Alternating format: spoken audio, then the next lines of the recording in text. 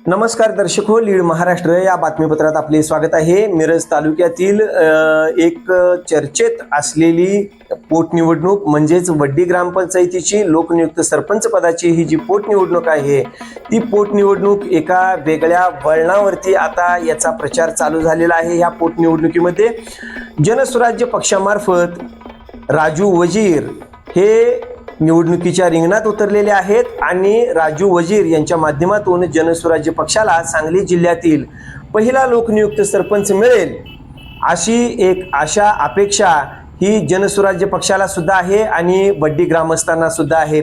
एकंदरीत जर पाहायला गेलं तर वड्डी ग्रामपंचायतीची ही जी लोकनियुक्त सरपंच पदाची निवडणूक आहे या निवडणुकीने एक वेगळा रंग आता घेतलेला आहे, कारण प्रचार फार शिगेला पोहोचलेला आहे। वड्डीमध्ये सध्या तसं पाहायला गेलं तर अनेक विकास कामं झालेली आहेत, अनेक विकास कामं प्रलंबित सुद्धा आहेत। मात्र ही प्रलंबित विकास कामं आम्ही पूर्ण करू, गावाला शुद्ध पिण्याचं पाणी जे आहे ते देऊ असं जनस्वराज्य पक्षाचे राजू वजीर यांनी सांगितलेलं आहे।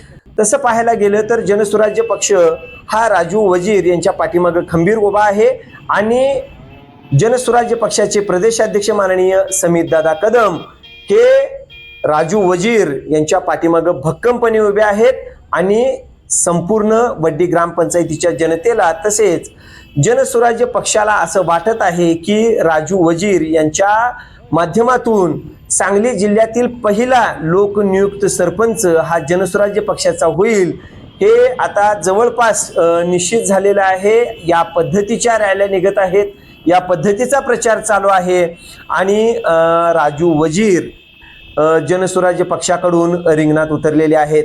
राजू वजीर यांचं जे चिन्ह आहे ते आहे नारळ। ते प्रचारादरम्यान इतक्या ताकदीनं हे चिन्ह वड्डी ग्रामस्थांच्या पर्यंत पोहोचत आहे, त्यामुळंच कुठंतरी राजू वजीर यांना वाढता पाठिंबा हा वड्डी ग्रामपंचायतीच्या लोकनियुक्त सरपंच पदाच्या उमेदवाराच्या माध्यमातून मिळत आहे आणि राजू वजीर यात जिंकतील, यशस्वी होतील असं एकंदरीत चित्र आता पाहायला मिळत आहे। तसं पाहायला गेलं तर राजू वजीर हे सर्वसामान्यांचे नेते म्हणून वड्डी ग्रामस्थांना परिचित आहेत, मिरज पूर्व भागाला ते परिचित आहेत। एक सर्वसामान्यांचं नेतृत्व की राजू वजीर हे फक्त बोलणारं नेतृत्व नाही तर ते काम करून दाखवणारं नेतृत्व आहे असा ठाम विश्वास वड्डी ग्रामस्थांना आहे। त्यामुळं कुठेतरी राजू वजीर यांचं नारळ चिन्ह हे घराघरात पोहोचलेलं आहे, प्रत्येक मतदारापर्यंत नारळ हे चिन्ह पोहोचलेलं आहे। त्यामुळं राजू वजीर यांच्या प्रचारातील जी आघाडी आहे ती चांगल्या पद्धतीने त्यांना मिळायला लागलेली आहे।